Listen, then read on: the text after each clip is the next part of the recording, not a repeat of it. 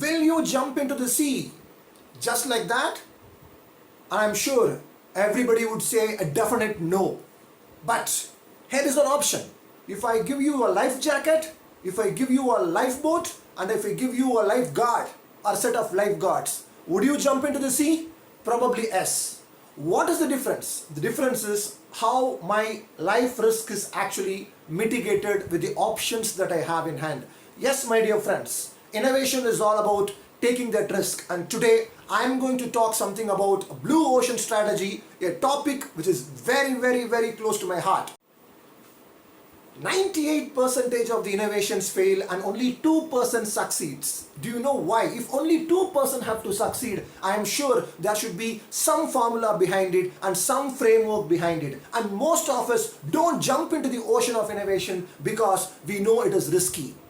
But in 2004, we had Rini and Kim, doing some research about 100 successful innovative companies in the world, and they came out with a formula that why not this formula if adapted by the rest of these companies, and why not this framework if adapted by the rest of these companies, we can probably innovate safely with optimal risk.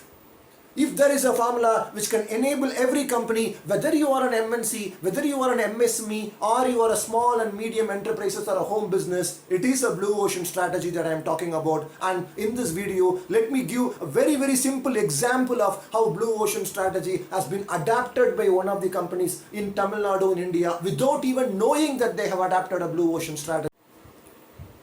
Before getting into why those 2% of the innovations have been successful and 98% have failed, let's understand broadly why those 98% have failed. It's basically a value cost trade-off. Let's look at like this. One side you have value that you offer to the customer. Another side you have set of components which adds to the cost of delivering that value. Throughout the history of innovations, and any innovations which have just added cost and more cost and more cost and delivered value have drastically failed. And any innovations which have, in spite of reducing the cost, if it doesn't add value to the end customer, it has also failed. So there has to be a value cost trade-off is what this blue ocean strategy fantastically suggests us, so that we have to look into it. This is the funnel I am talking about, the value cost trade-off, which is very critical. So any innovations which hasn't found a balance between the value that you offer to the end customer and the cost have actually failed. So what are the basic components of the value and the cost? It comes under something what is called as a strategic canvas. Forget about the name, but I can always say it is all about 4 little alphabets: E, R, R and C. E, R, R and C. Let me repeat it. It is E, which stands for eliminate, and R, which stands for reduce, and another R, which stands for raise, and another C, which stands for create.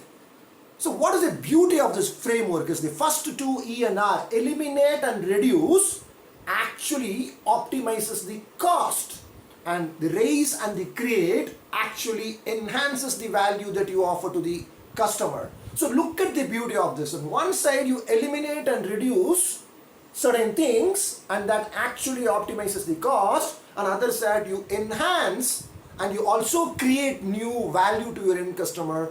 That is the framework, which is E plus R plus R plus C. The net of it is actually an optimized risk-free strategic innovation formula which has helped those 2% of the companies to radically innovate and stand disruptive in the competitive market.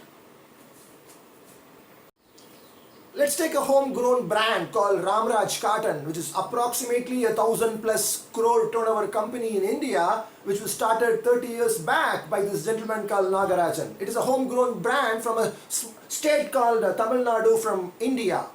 This company have applied the blue ocean strategy, rather the founder has applied the blue ocean strategy, and that's one of the reasons this company has disrupted the entire dhoti market, which was at some point in time was out of fashion. Let's do a small postmortem or autopsy of how this company has actually adapted this blue ocean strategy. So let's understand this application of ERRC for this Ramraj Cotton and how beautifully this company has evolved without even knowing that they have actually applied blue ocean strategy. So what did this company actually eliminate?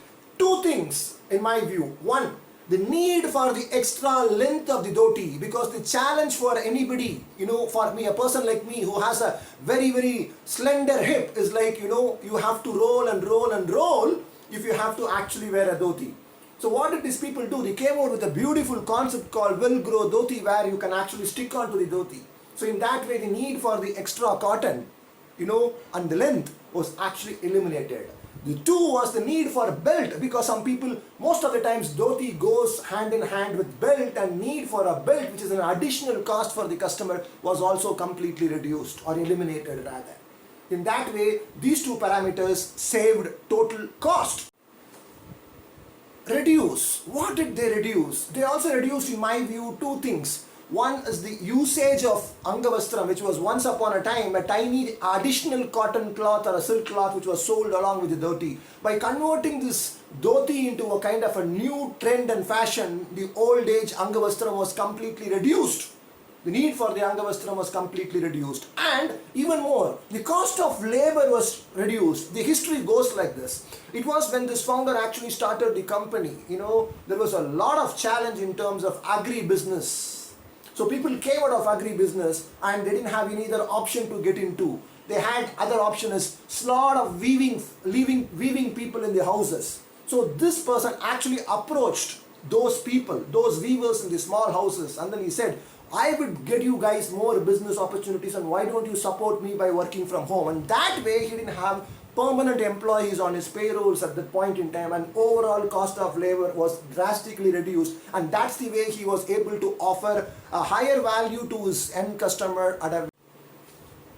So raise. What did Ramraj Cotton raise? Ramraj Cotton actually increased the number of occasions of wearing the dhotis. Once upon a time, dhoti was seen as a festival kind of a scenario or a special occasions kind of a scenario. Now dhoti has become a kind of a professional attire. Look at the branding that what Ramraj Cotton is actually doing in the media today. And two, what did they actually raise? They also actually raised the usage of different color shirts along with the dhoti. Once upon a time it was like dhoti and white shirt. Now you have different colored usage of different shirts, colored shirts, and usage of dhoti for different occasions. That is something they have actually raised, whereas initially the usage of dhoti was only for marriage or a festival or any kind of a ceremonies. Now it has become like a both professional and a casual attire at this point in time. So what did they beautifully create? In my view, they have created a lot of things, but three things for me is, the easy to wear stick, which doesn't need any belt, which I spoke about. That is something which they created. And they also had the need of mobile phone things. They came out with pockets or, for the mobile phones and the wallets and dhoti, which was once upon a time was never thought. And also they created a two-sided dhoti where you can wear this side and also on the other side, which once upon a time was not done. So look at the kind of ER and RC which they have actually adapted without even knowing that they have actually gone through a blue ocean framework. This is a fantastic local homegrown example of a 1,200 plus crore turnover company, that how they have actually evolved around a blue ocean 30 years back, even before this blue ocean strategy was actually conceptualized.